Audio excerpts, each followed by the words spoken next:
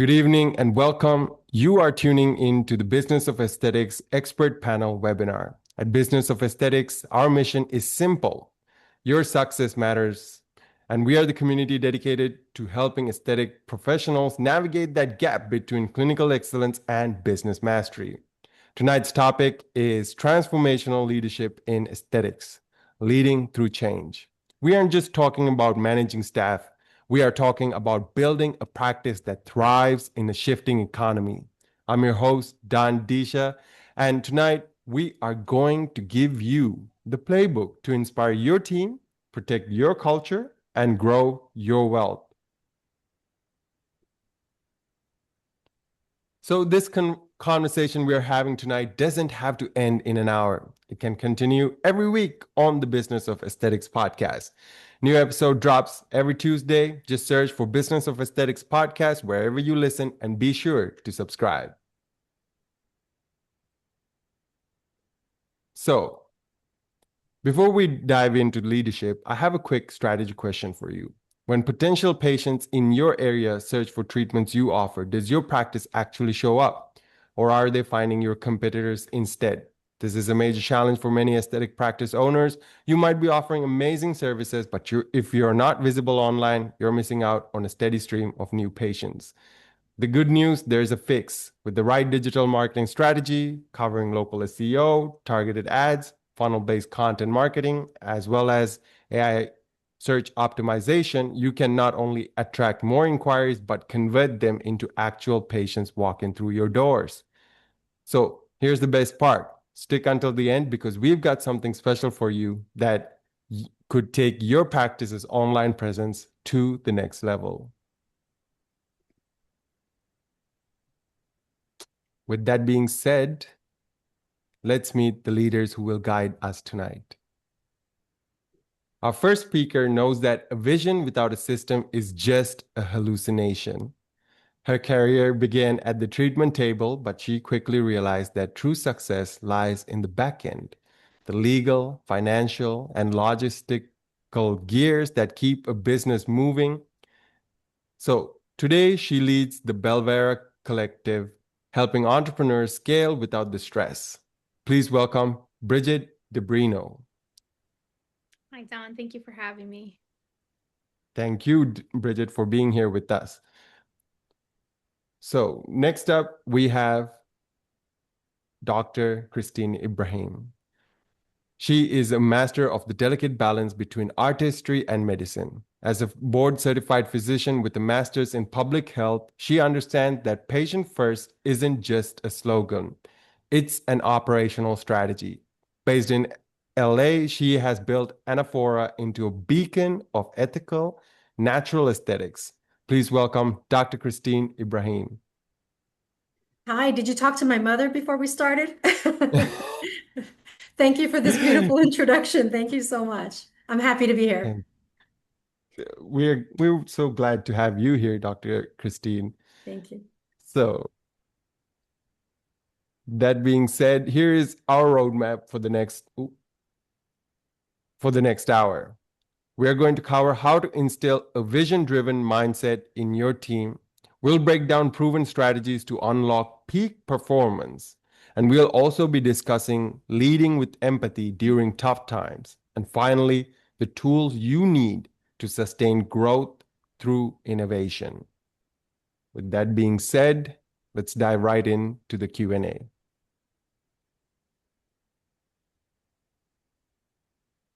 So my first question goes out to you, Bridget. You've led operations for multiple thriving practices. When building systems that support growth, how do you strike the balance between creating structure and preserving the agility a practice needs during times of change? I really like this question, Don. It's certainly always our goal to work towards balance, and it's not always the easiest thing when you have two things that could really be contradicting one another. When you want to have a process, it's hard to make sure that you have flexibility within that process. And what I learned over time was one of the best ways to facilitate this was just by having really, really open conversations. So we have to start the conversations with the team, really understand the pain point. I learned this lesson the hard way several times where I assumed I understood what the problem was and I just went into fix it mode. And 3 steps into fix it mode, they're like, this is actually not what we were concerned about at all. So now we're solving for something and creating solutions, which is really creating another problem and more work. And so when we started to have these open and honest conversations, it did so many things. It really helped me to better understand where those pain points truly sat, but also it allowed everybody to have an opportunity to buy into solutions. I find that when you come at something from a place of authority and you're just like, this is what we're going to do and this is how we're going to do it, it's, you come off like a dictator. And ultimately, we're working with teams here, and you've brought these individuals onto your team for a reason, which means they oftentimes have valuable insights and they probably have a perspective you don't have because we've all lived through different parallels in life. So if you listen to them, hear them out, and take the pieces of the conversation to piece together a solution, I find that we have a lot of success because that way we're able to have everybody excited about that solution because they felt like they were a part of it. And then one thing that really made a huge difference was setting a timetable on this solution. I find that everybody gets really nervous when change is at play. And even if something isn't working and you want to change it to work, they're still nervous that well, what if it's worse? Or what if this doesn't work? Or what if that doesn't work? So we always made it really clear, we're going to test this. We're going to give it 90 days and then we're going to reevaluate, have an open conversation. How are you feeling? Are things better? Are things worse? Are they baseline? So that way, nobody felt overly committed to what we were doing until they felt secure and safe in those changes. And I actually found that that piece was what made a huge difference for our team. Okay. So, is there a specific operational red line you never cross, no matter how much you need to be agile? Hmm, that's a really great question. I think if safety and efficacy are coming into play, then we absolutely just have to stay firm, right? We cannot compromise the safety of a patient to make the system easier on us because at the end of the day, like it is going to be easier oftentimes if you don't do things the right way. It doesn't matter. Their safety has to come first. Absolutely.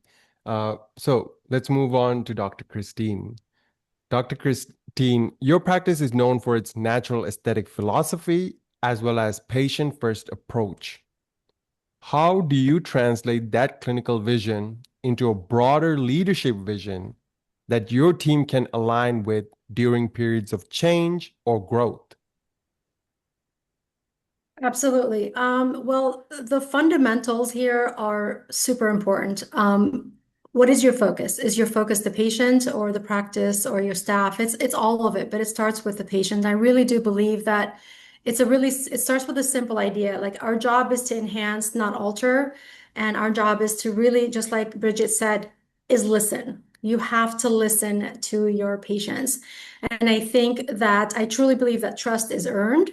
It's not something that is given. We have tons and tons of practices that do what we do, especially in Beverly Hills. We're in a very challenging industry and we're in a very challenging environment. And there are definitely, there are a dime a dozen down the street. And I think that you have to also set yourself apart in so many ways. So the services that you do offer your patients, they come in not because they're getting Botox or fillers, they're coming in for you because they trust you. And I think it's Mhm. super important to just keep that in mind because in Beverly Hills, there's lots of trends, right? There's lots of this is happening now. Should I be getting on that wagon? Should I be jumping on this wagon? Should I be doing the same thing? With social media and TikTok and Instagram, I'm flooded with, do you do this service? I know I should be doing this particular service. So I think it's really important to decipher and just find your way through all this and say, what is my ultimate focus here? And it's always my patient. And how do I enhance, not alter what, their their aesthetic? And how do I meet them where they are? Because not everyone wants to look the same, contrary to popular belief. Our patients specifically want to be enhanced and look their best version of themselves, not like someone else. So if you keep the fundamentals, in Mhm. focus, I think it's very easy to navigate this industry and make sure your team is on board with everything that you're deciding because you share the same mission, you share the same philosophy, they're an extension of you, really, if you think about it. So if you're hiring team members that are an extension of you and have your ideals, and values and morals, and hopefully you're in alignment that you are able to offer the same services and the same, in the end, they are continuing to carry your values and your mission to that patient as well. That's wonderful. And do you find that your clinical vision sometimes conflicts with the business need for speed and volume? How do you resolve that? Well, we are a concierge type of practice. We're really a boutique practice, so we are not volume driven at all. And that is how I chose this practice to be. And you do compromise a little bit on the financial side of things, but I don't believe that you're compromising when it comes to delivering quality care and making sure that your patients get your time and making sure that you are delivering on the what you've promised. And I think that takes time. It takes listening to your patients. And I'm constantly being motivated to try to set my schedule up to see as many patients as I possibly can. My philosophy is see as few as I possibly can, but deliver, and I'm here all day anyways, but be able to deliver the same care and the same value. And that is really ultimately why I went into medicine. So I can actually make a difference and do good in this world. And I really do believe that we do that every single day. So we're not driven by volume. We're not driven by a lot of pressure from the outside. And I really believe we've been around 20 years. And like I said, in a very tough industry and in a very tough location in Beverly Hills. And I think it really, your patients seek you out, the experience they have when they walk from the first thing they do, which is call your office, right? From that first phone call to get into your chair, to having their consultation, to having the treatment, to checking out. All of those are very important, monumental moments in their experience. So I really do believe that if you're driven by volume, you're going to drop the ball somewhere. And it's really important to keep track of what is the point of all of this. Why are we doing this? And we're doing this because this is our happy place. We love coming to work every day. We love meeting our patients. It's like seeing your best friends when they walk in the door. So volume doesn't equate that for us in our office. Okay. I love Thank you how very much clear for you that, Doc. are on that. Go ahead. I love how clear you are on that. I love how you have distinctly decided in the way that you want to move forward with your practice. I talk to so many providers from all walks of life, and I can't tell you how many struggle with that piece. Yeah. They're like, Yeah. "Oh, I want to be as busy as I can," but they don't understand the sacrifice that Right. you're giving up in order to do that. And I'm just really impressed with your clarity around Well, that and your why, dedication. thank you, Bridget. I mean it. Thank you. It's not, It you don't, comes with time. 20 years is a long time. I feel that. Okay. Yeah. I definitely Thank you. hear I that. appreciate that feedback. And I'm sure you're doing exactly the same thing in some Actually, sort. Dr. Christine, I would like to follow up on that. How did you settle on this vision? Where did it start? How did you get to that point? Because you have developed it over 20 years, but that clarity, as Bridget mentioned, is really something. How did you Well, develop it? I appreciate that. It's a funny story because when I started out in 2005, I was working in a clinic that desired volume, was very volume driven.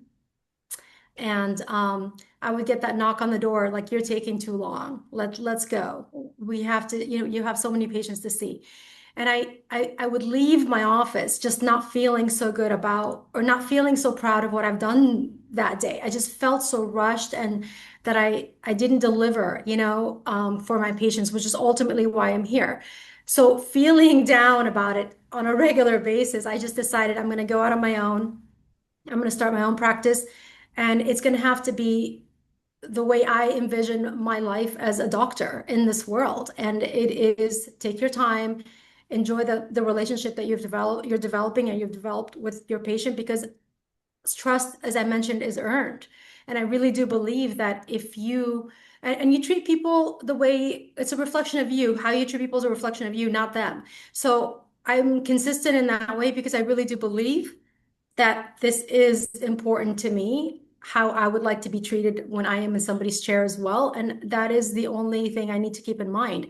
How would I want to be if I was in their shoes, and how would I want to be treated? And that's exactly what we do. So it does take a little time and it does take a lot of sacrifices. And I appreciate you recognizing that because we are very boutique-like practice, but we do we do value a great deal the patients that we do have. And like I said, we've forged so many strong relationships and friendships over the years. And it is like seeing your friend, every single day. So how that happens is that when you do something good, it also comes back and you also feel good about what you're doing. And it sort of Yeah. fuels the machine that creates what we're doing every single day. Absolutely. And just one last follow-up question. What do you do when a high-performing team member just doesn't get that vision? I don't have high performing team members. In terms of speed, you mean? Like in terms of how fast we're going to go and I'm falling behind? Um, if I'm understanding your question correctly, my staff is amazing. And they are, I truly believe they're my little sisters. And I truly believe that they are part of my family.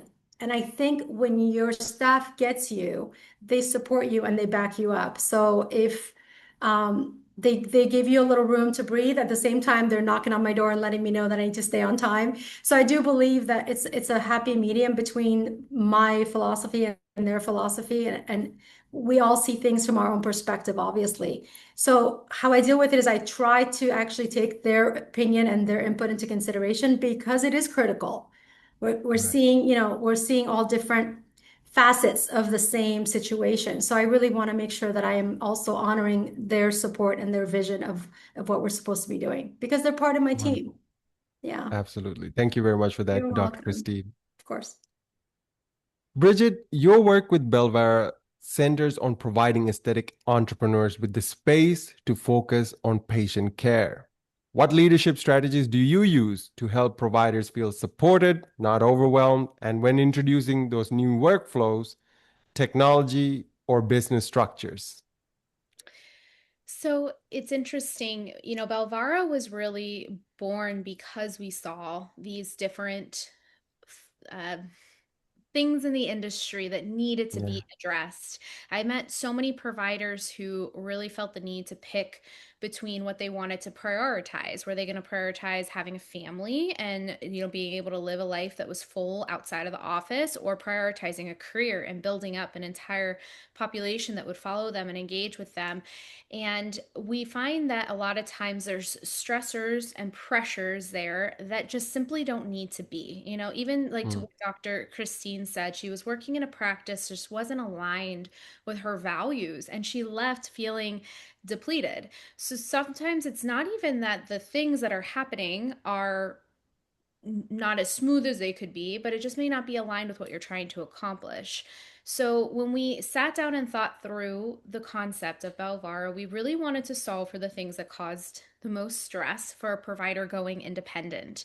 And we really recognized that you're a provider because you love treating patients and you love doing the clinical and you love learning about that and growing in those respects. You don't necessarily want to sit down and understand how to read a P&L. You don't necessarily want to be troubleshooting the software that, again, to Dr. Christine's point, is just as important as the products that you have in your room. Because if it's not a clean and simple process from the start to the finish, your patient is going to feel that interruption and they're not going to want to continue forward with you. You never want to give them a reason as small as that to stop pursuing their service with you. So, when we sat down, we wanted to find ways to streamline the back end of the process as much as possible. We wanted the provider to have autonomy. We wanted them to be able to feel like they were in control and as involved as they wanted to be. And then we're there to support them and take off their plate the things that they just aren't prioritizing, that they don't need to, that they shouldn't have to prioritize if they want to prioritize patient care. So obviously, again, it comes back to just listening and listening to what's working and listening to what isn't. And I try to make that really clear from the very beginning.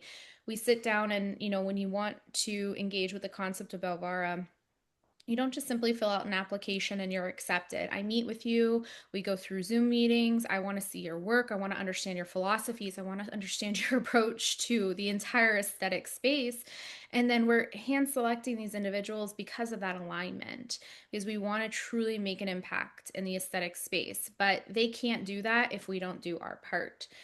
So we try to just talk through what their needs are, and then I try to get really clear on what the goal is, set realistic expectations. If they feel like there needs to be a huge overhaul on whatever software we're using or a marketing approach, we can talk through what that needs to look like for them, but we need to also talk through what interruptions are going to happen because of it, what the timeline is going to look like, and then when those goals can be expected to be met. And then collectively, we decide if the change is worth the sacrifice, so to speak. Yeah. Right. So, can you give us a example of what that looked like, sitting down and talking to a provider and really getting their buy-in, versus like, how it looked like before you Sure. stepped in. And yeah. Sure. So Belvara's brand new. We are a brand new baby. We just entered the world this year. It is still, getting going, but it is backed by individuals who've been part of this aesthetic space. I've been a part of this beautiful community for 15 years. My partners have been in health and business ventures for 25, 30 years, and we're very, very proud of what we're building here. But a good example is that when we sat down and really started to discuss this concept with different providers and really build it out, we got some great feedback. Things that we thought were crucial to the success of the Hmm. business were actually things that the providers were like, oh no, that's not really as important to us as you may have thought, but this is. And then we pivoted to the point where we now offer two different variations of Belvara. So we have our Belvara Collective, which will be our physical location where we bring these providers together and they operate out of their individual suites. So they're running their own business out of their own suite, but they can refer to one another and promote one another. And we manage how many of each type of providers in there. So we're really managing competition, but we're really encouraging collaboration. So we have a Right. couple of providers that are in the same realm, so they have someone they can really bounce ideas off of, someone they can ask, have you Yeah. ever seen this happen, or can you help me troubleshoot this? And because these Mhm. providers are relatively established, they have their patients, they're not as concerned about competition. They're really just focused on giving the best to their patient and being the best provider that they can be. Then, as we started to get more feedback, we saw that not everyone was ready for that big step, but many were incredibly talented and deserved this opportunity at independence. And that's when the Belvara Circle was born. And Oh, now we're helping providers that may not be physically in our space, but we're able to still come in, help with the back end of those business things that are very irritating and nuanced, and help them to get Mhm. going and step into that independent role, but with full support on the back end. And we Okay. still maintain areas of the population to ensure that we're, again, enforcing the collaboration and minimizing the competition. So, again, hand selecting these providers in specific regions to ensure that it's as smooth as possible. Okay. All sounds right. like you're That's putting together a really nice support system. This is fantastic. As a physician, I think that's amazing because you should be able to have and forge relationships and create a network of support that you would need. And you're pretty much doing that for us. So that's beautiful. Yeah. Good to Dr. hear. Good Christine, job. as a physician, how has your experience been, when it comes to a support network that you actually have, You and have to how create important your has that own. been? You have to create your own. You know, just historically, just as physicians, we are our education is very autonomous, right? And our training is not very autonomous because you're working with other residents. And then you go out on your own and you become very autonomous once more. So being able to network and attend, meetings and conferences and really speak with other physicians and attending higher education really allows you to connect with physicians that are like-minded. And I think that we all like having that support, even if we don't say it out loud. It's really nice to know that I can call my ophthalmologist or call my trauma surgeon down the road or my best friends or and just say like, hey, I came across this, send some pictures and see what they have to say about it. And I think Bridget's, this system sounds amazing in that you are able to not only create a physical space for that to happen, but for doctors that are, out there alone in the world, they're able to at least tap into some sort of a support system. And I think that's great. I would definitely sign up for something like that. So good Wow. job. Thanks. I appreciate that. It's Yeah. it's definitely a passion project, and I'm just really excited about what it could bring to the space, because we have a lot of people who feel the same way. We just got to start the conversation around it and then build the pathways to allow the conversation to take action. Well, they say if you Superb. do what you love, you never work a day in your life, right? Right? We're so So. There we go. lucky. So, Dr. Christine, you emphasize safety, ethics, and patient trust in every procedure. How do you empower your team to uphold these same values and maintain high standards, especially when innovation and new technologies can sometimes push practices into, faster, flashier trends? Okay, fantastic question, but let's start with again, fundamentals. Safety and ethics are non-negotiable. They're not open for debate. That is just a flat statement that we have to make, and we just have to put it out there. So knowing that every decision that you make in your practice, as long as you're rooted in that belief, then everything else will be very seamless after that. So, as I mentioned earlier, and this is really important, um, fundamentally, if your patients trust you, your staff trust you, how you lead your team again matters because your patients can sense if your team is not on board, they know it. They know it from that first phone call. So I really do believe having regular check-ins with your staff, having conversations with your staff. I am not of the mindset of because I said so or because I told you to. I really do believe that we're all in the same boat. We're synchronizing and rowing in the same direction. That's the only way we're going to get there.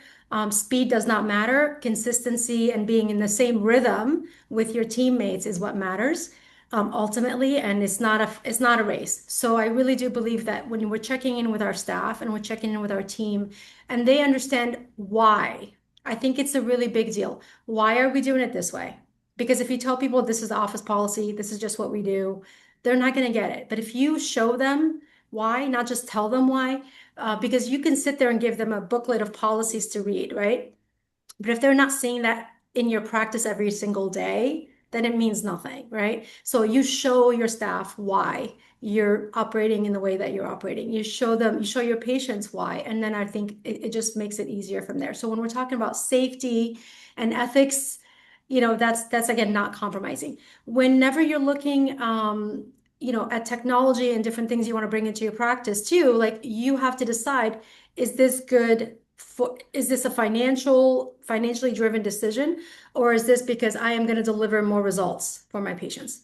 I am going to do better by my patients. I am going to elevate my standard, the standard of my practice, and offer more for my patients. So all of these things, again, come into effect when you're making those decisions and your staff, your technology, what you're doing, how you operate, creating that trust between you and the patient so that moving forward, when they trust you, they don't negotiate or debate, your recommendations. So I think it's important. And newer, like new doesn't mean it's better, right? Like newer technology doesn't mean it's better. Again, when you've been around for 20 years, you've seen, the science doesn't change. If you really think about it, the science doesn't change. The bells and whistles, yes. Our machines getting fancier and smarter, yes. Less collateral damage when you do certain services, yes. I think that this is also an initiative that you take as a physician or as a provider to continue your own medical education, to stay on top of the technology, to stay on top of the science, so that you are able to bring and extrapolate what you want to bring into your practice at that point. And then your staff has to be a part of that because they're selling your services, right? If they don't understand your services and you don't take the time to teach them and educate them, and I overeducate, I overteach, I overshare. And someone said to me once, there's no such thing as over anything because you're over communicating, but it's also making sure that the person in front of you and your staff and your patients are on the same wavelength and on the same page. And that's how you get there. Got you. Bridget, let's build on that because you emphasize creating environments where teams feel seen and empowered. So, can you share an example of how intentional operational design can transform team morale and performance during periods of transition or uncertainty? Absolutely. So we invested specifically the last year and a half when I was with my last practice, we invested heavily in really intentional team building events. And we brought in a coach who really hyper focused on communication. And she taught us how not only do different people and lifestyles interact with communication, different age groups, interact with communication, and learning styles interact. And what we did is we took all those things under consideration and we really adapted how we shared information. So we did all the collective testing and we found out how every single one of us liked to take in information and how we liked to put out information. And then we tried to adjust according to the person that we were talking to.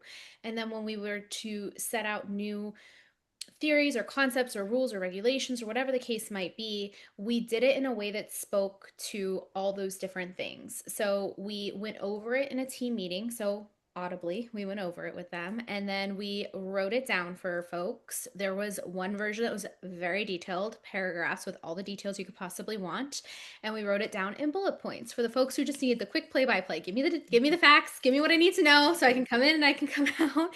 And we positioned it in all these different ways so that everybody really felt heard, respected, valued, and it was easier for them to absorb the information. It was a little bit more work on the front end for us, of course, but it was work that was well worth it because I think it helped our team to feel appreciated. And like Dr. Christine said, if you're not aligned with your team, it's the first thing someone is going to feel when they walk into your practice.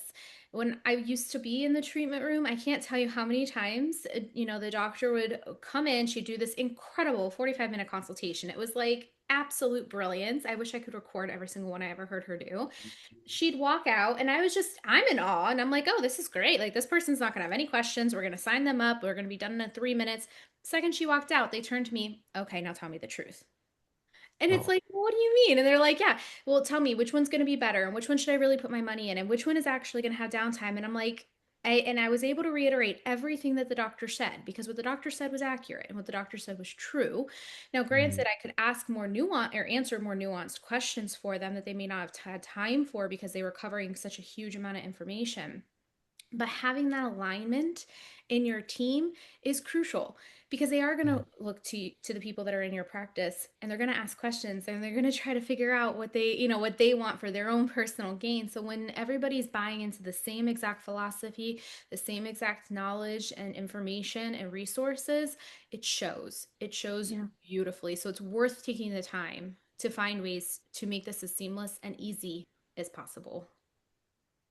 Bridget, when a team member doesn't align, what do we do then? Do we let them go immediately? Is that the first step, or are No, there a few steps before that? I love this question. There's a book called The Five Dysfunctions of a Team. I believe that that's what it's called. I'm sorry if I'm not saying it quite right, but it's along those lines. And one of the things that it says is if you don't have a team that disagrees when you're presenting things like this, you don't have a team.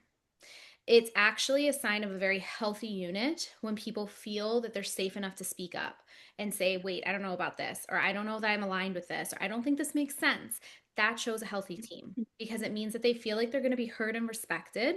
And it means that they're not afraid to come up with ideas and solutions that you just may not have thought of.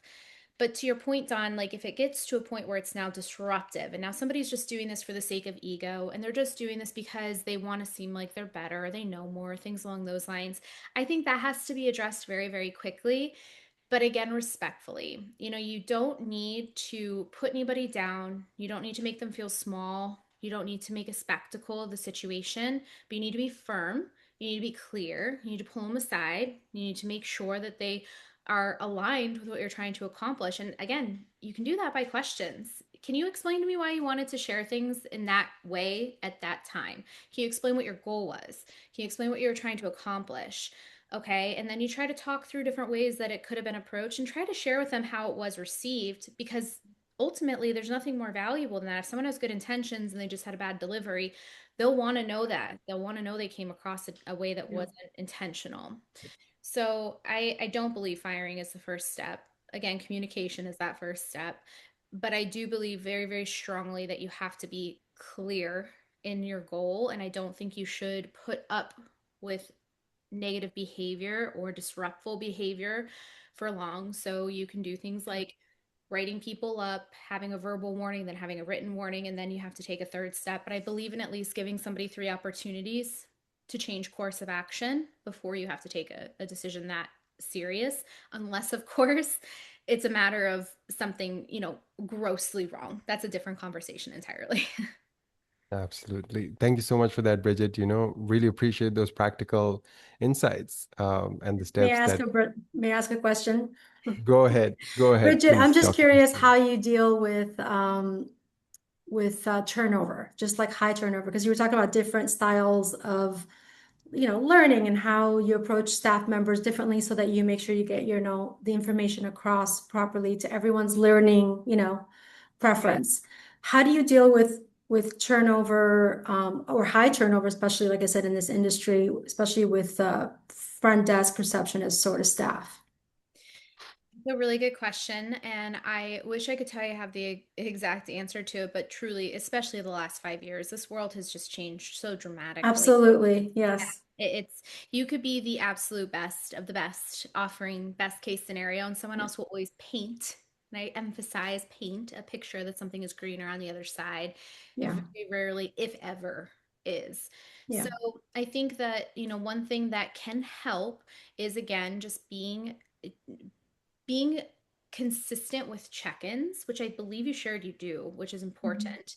And we created something where we had team leads, and team leads would have these, weekly huddles with the rest of the members of the team.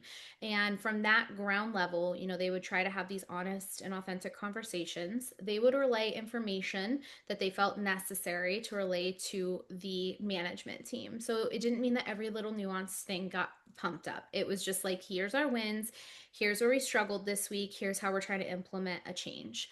And then if there was something more serious, it got elevated as needed, obviously. But by doing that, we started to get ahead of problems before it got to a point of somebody wanting to leave. But again, I think there's a measure of education in this. So yeah, I really started to share these experiences with team members, not in a overly personal way, but I would just explain, like, okay, well, in the past, I had a team member who felt like they wanted to leave for X, Y, and Z. This is what happened when they did, and then they wanted to, come back, or they wanted to do this. And I wasn't sharing that to scare anybody, but it was simply educating them on this. Unfortunately, people lie and they try to say, sell you the song and the dance. And you have to really look hard at what you have and then be clear about what you need or what you want as you move forward. So then we started to build out goals for every person that was part of the team, and we sat down and we talked through what they loved and what they disliked. Then we yeah, talked about whether or not we could change any of their dislikes, like move that to somebody else who maybe would enjoy it more, could do it quicker, easier. And then we tried to really give them assignments that were aligned with the things that they love to do. And then we set very clear, actionable goals with the reward. So, say for instance, it was somebody at the front, and we really wanted to see more people booking when they left, right? So yeah, they're booking their next appointment. We want to see a 15% increase in that after this year. If you hit that number, what do you want in return? And it mhm, could be anything. It could be a raise, it could be more time off, it could be more treatments, it okay, could be an investment in education. And we made that clear. We're like, this doesn't just have to be a money thing. Like, tell us what would make your life better, what would make your life right. easier, how could we add value to your life? And that was something that got implemented my last year there. So I can't tell you that I saw exactly how that turned out, but I can tell you I was really excited about the potential of it, because then it's clear expectations. Because if somebody thought they were hitting a goal for you and they hit it, and they were anticipating a really insane reward, and then you come and you think giving them a $2 raise is fantastic and they're going to be thrilled about it, and they're expecting like a $5 raise, well, now you have discontent and you don't know Right. why. So Mm, I think just being clear on that really can make a big difference. Really great. yeah, Even getting buy-in on the bonus itself. That's really interesting. Yeah. yeah. Um, so No, you before hit we on some really continue, good points. Yeah. No, I agree. yeah, She hit on some really great points. It's great. absolutely. So before we continue, I have a quick message from our sponsor. Oh, right. So for everyone in attendance, I've got a gift from Equa Marketing for everyone here. A complimentary one-on-one marketing strategy meeting. Here's the question Equa will answer for you. When someone in your city searches for Botox near me, Morpheus 8 cost, or lip filler before and after? Are you the practice that gets found, trusted, and chosen? Patient demand today is treatment specific, and AI driven results are reshuffling who shows up first. That's why your growth now depends on three things working together: be found, be trusted, and be chosen. In your session, an Equa strategist will do a live audit of your market position and give you a treatment level visibility plan designed to attract more qualified consults for injectables, lasers, body contouring, or whatever treatment you are offering. It's immediately actionable, no fluff. These sessions do fill up a bit fast because our team does real pre-work for every audit. So if growth is on your radar for 2026, this 45-minute session will be the best use of your time. Scan the QR code on the screen right now, or you may use the link in the chat. It takes under a minute to reserve. Completely no obligation. You'll leave with a clear roadmap. You can implement this with Equa or your team or in-house. So go ahead and book your session now. So next time patients search for those treatments, they find you.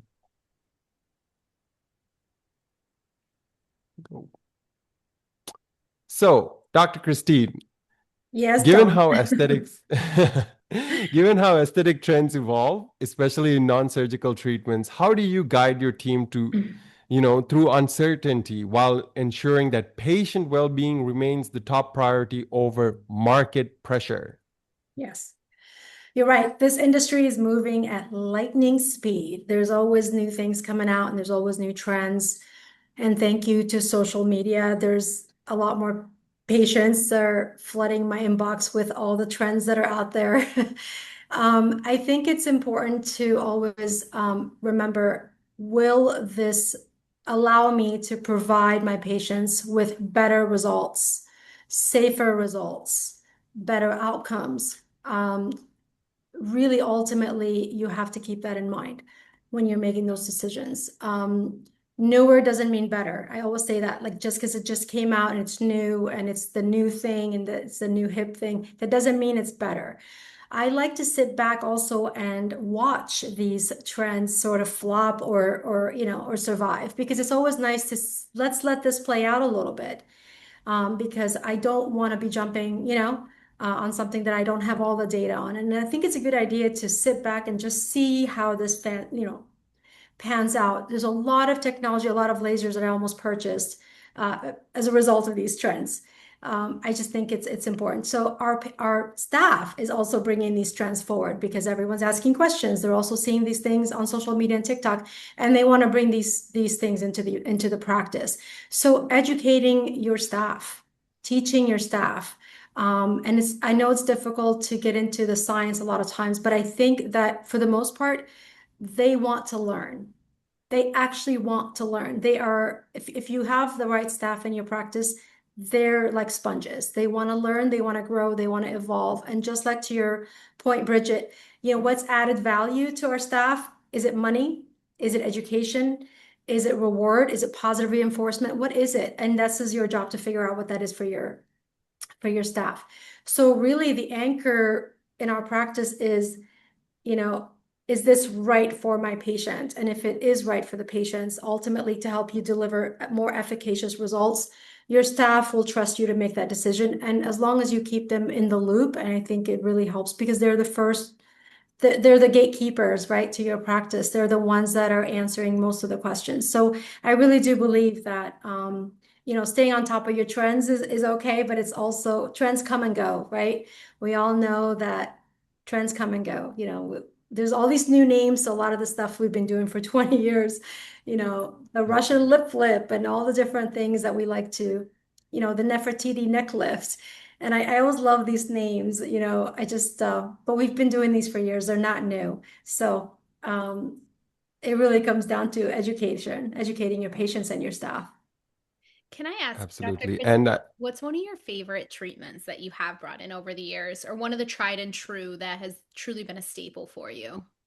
So my specialty is a non-surgical facelift, and being able to, this is literally where I thrive, and this is where my skill set, if I can like pat my Well, own.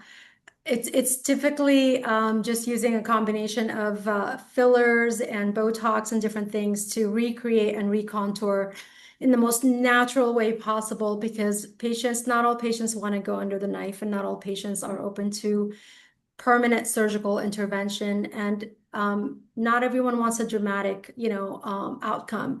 So for me, it's just the most graceful and softest way to approach faces is to just do non-surgical facelifts. And this is really where the artist in me likes to play a little bit because it's really just facial contouring and just giving them the face they had about 10 years ago or 15 years ago without putting them on, under anesthesia. So that is my tried and true and has been my go-to in terms of like the staple of my practice. I also think in terms of technology and lasers, I really love, ablative procedures because if you're the patient that wants to do one thing and one thing only, ablative procedures and technology is really good for that. And you're able to deliver on your promises and not, the patient doesn't need to come in every 2 months, for a treatment. So most of our patients want to know how they're low maintenance because in my practice is all non-surgical intervention. So they're Hmm. already the patients that are not as, I don't want to use the wrong word, but not as aesthetically demanding in terms of perfection. We're all perfectly imperfect, right? So I it's love just figuring out what is your vision and making sure that I meet you there as opposed to what I think my vision is for you. I love that. That's Thank you. absolutely. And I think that just shows how natural, I mean, how you have brought in your philosophy of having that natural aesthetic as much as possible, right? Yeah, To showcase that and work through it. So thank you, Bridget, for that question, and thank you, Dr. Christine, for really letting us know of course. My that you. pleasure. So, Bridget, let's get a bit more into the leadership side of things, right? So, having worked your way up from the treatment room to executive operations, how has that journey shaped the way you mentor teams and cultivate leadership at all levels within an organization? I really credit my success to that transition, to be honest with you. I think it was one of the Okay. most incredible ways to step into more of a leadership role because I felt like I had such a thorough understanding of the practice, and I had the ability to be able to work in all these different capacities over extensive periods of time. And so I really got to understand what was working and what isn't, and where these little potholes were that weren't so easily identifiable, which helped me to know how to ask certain questions as I moved forward because I remembered what it felt like. I remember being frustrated at the flow and feeling like I had solutions and answers, but just not knowing where to turn or how to present them. And I think that if you've lived through that, then you're just more naturally able to relate to the folks that are now in those roles as you move along. And I got the privilege of stepping into marketing. So I went from treatment room to stepping into the marketing side of the practice. And that transition was very, very powerful and impactful. I'm sure you can both appreciate how difficult it is to market in the aesthetic space. To Dr. Christine's point, when it comes to the competition in the market, and then just to all the falsehoods that live on social media and these social media doctors that truly don't know the nuances of the space, you're competing against that, and then you're competing against these rules and regulations that just don't entirely make sense. I mean, Meta won't even let you run paid advertisements with a before and after picture. That's our bread and butter. That's our Mhm. business. How, like, can you imagine telling a architect that they can't show the house that they designed or the office Right. building? It just makes no sense. But Meta considers that bullying. And so, because I had been in the treatment room, I understood the conversations that were happening with the patients. I understood the questions they were asking. I understood their fears. I understood their wins. And then I could translate that into our marketing. So our marketing was organic, and it was polished in a different way. It didn't have the structure that a traditional marketer would have had, but we found tremendous success with it. And then from there, had the privilege of being able to step into more of the operational role. But again, I had got the opportunity to learn and understand how all these steps and stages impacted the business. And that was why I was able to attack operations the way I did, because I understood that all those pieces were imperative and one wasn't more important than the other. But to Dr. Christine's point, if the practice is not flowing and working from step one, it doesn't flow and work. So nothing is less important or more important. It's equally unified and it just needs to work together like a well-oiled machine. Okay, okay. Dr. Christine, I would like to get your perspective on this, right? So Mhm. your practice is built on meticulous attention to detail and Mhm. long-term patient relationships, aligning perfectly with your philosophy. So what leadership strategies do you use internally to build that same level of trust, communication, and even perhaps, we have touched upon it, that psychological safety within your team? Right. This is actually super important because I think about this a lot, and I feel like ultimately I lead my team the same way we want to treat our patients, like being communicative, being transparent, being respectful, being honest. So I really think ultimately, if you have the same fundamentals and morals and values and mission statement and your vision, everything sort of aligns to that really ultimately. So um, we just make sure that we are communicating, just like you said, we are communicating and making sure that everyone is part of the conversation, which is pretty much what Bridget was talking about. Your your entire staff has to be part of the conversation because in essence they're all part of the same, they're part of the problem, right? Like everyone's part of the problem and everyone's can be part of the solution. So if you are a family, and a family of four, and you each have their own individual personalities, this is all great. But coming together, you're one huge, beautiful unit, right? With all the complexities of that unit, but everyone brings something special to the table. And I really do believe that allowing everyone to do that and be themselves and be who they are, obviously with respect to the rest of the unit, I think you're always ultimately going to be able to lead your team, and both of you can lead your patients, in the most respectful, and transparent way possible. Dr. Christine, now safety and ethics are non-negotiables for you, right? So Absolutely. Yeah. what if a staff member who has a stellar, background within your practice, um, makes a mistake with regards to safety or, ethics, and how do you handle that? Okay. Yeah. We've been down that road before. It's a very challenging thing to go through, and I think it is definitely dealt with on an individual, basis because it all depends on the severity of the issue here. Um, we've had, unfortunately, many a few, I don't say many, but incidents that did compromise patient safety.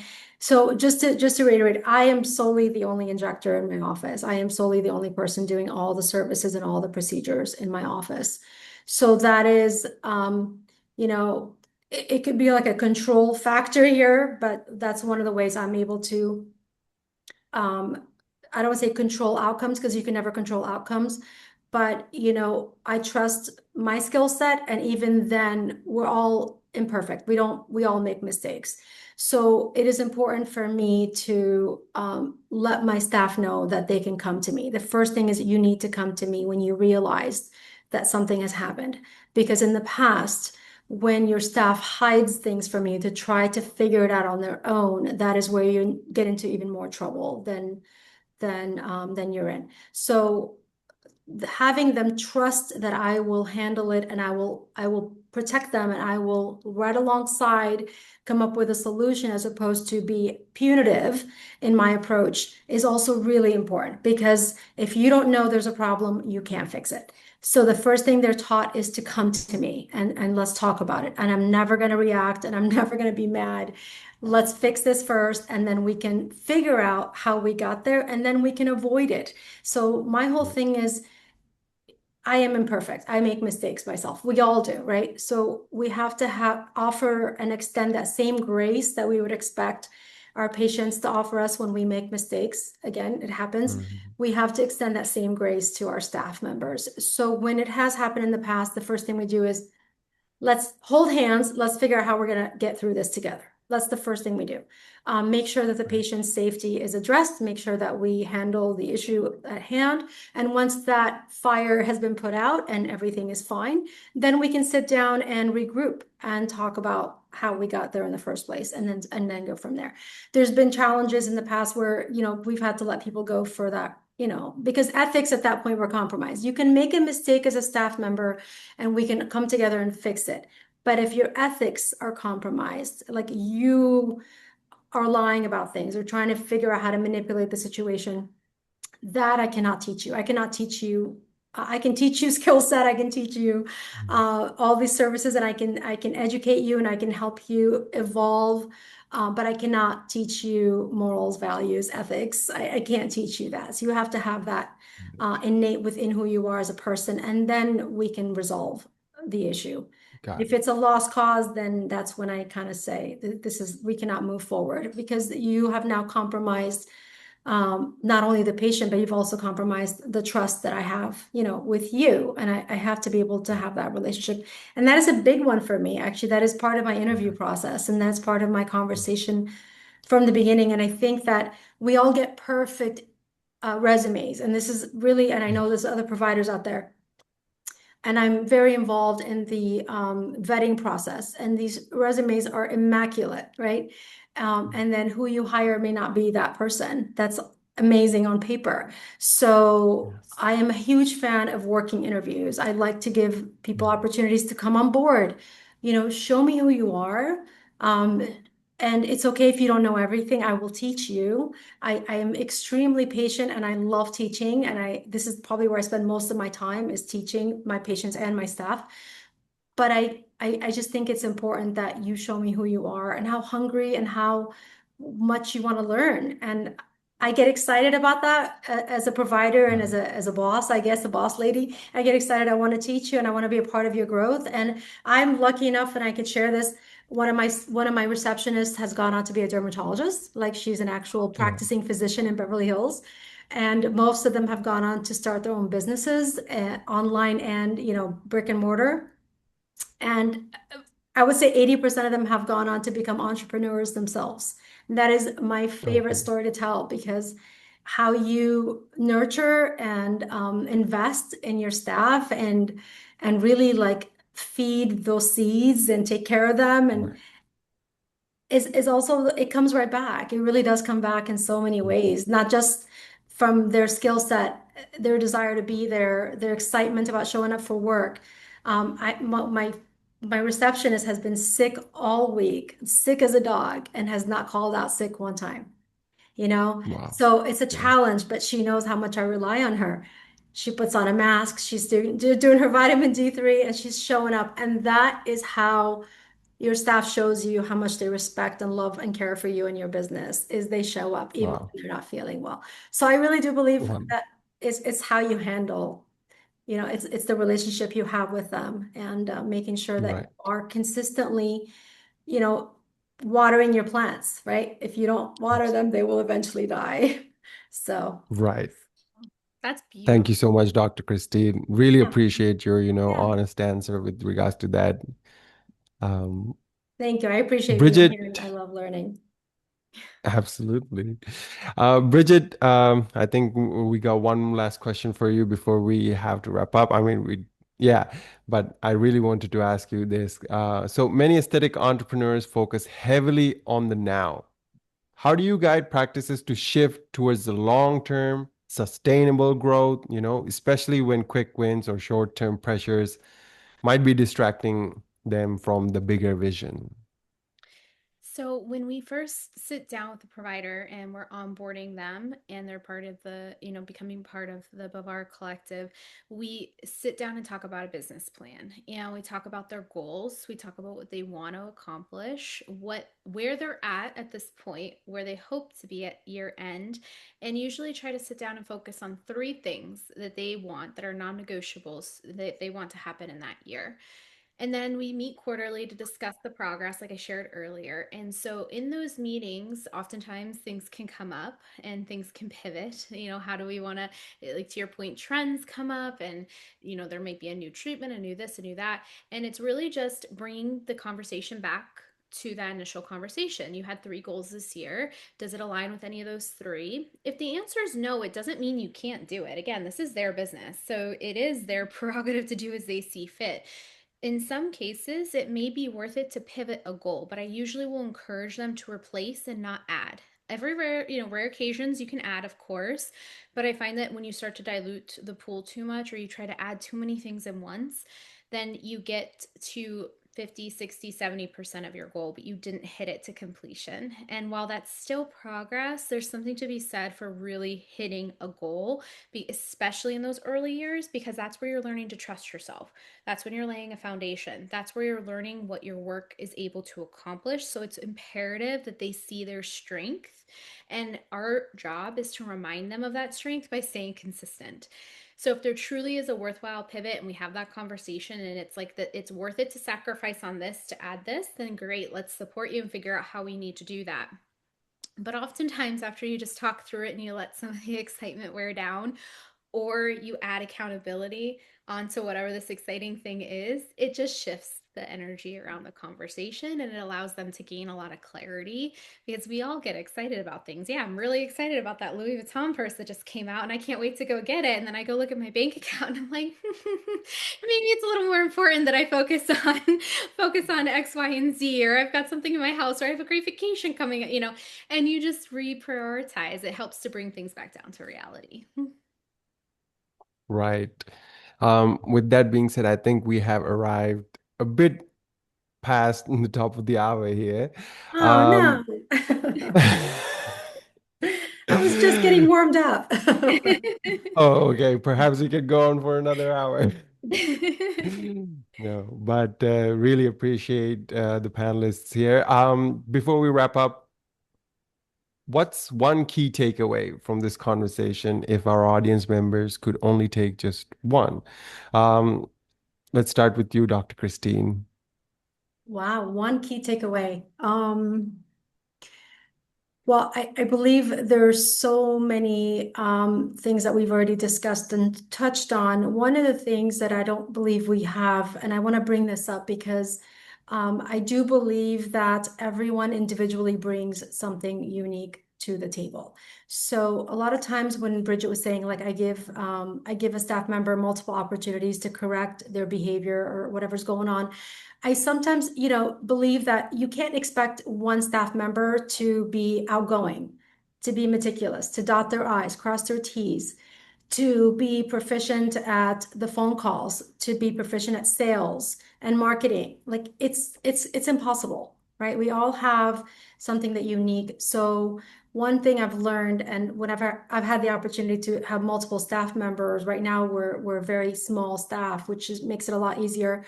But I think that you can shift their job description. So if you individually find this person is great at greeting your patients and having a conversation and making them feel like they're walking into your home, then that's who should be your greeter, right? And if you have someone that is amazing at sales and extremely competitive, that's your closer. So I think that there's a way to maximize and their potential and really allow them to show you, like I said, what they're capable of and to where they thrive the most and be able to reassign and reshift their job description so that you can create your own perfect empire, if you want to Mhm. call it that, or Yes. to create the perfect setup for your staff to really thrive.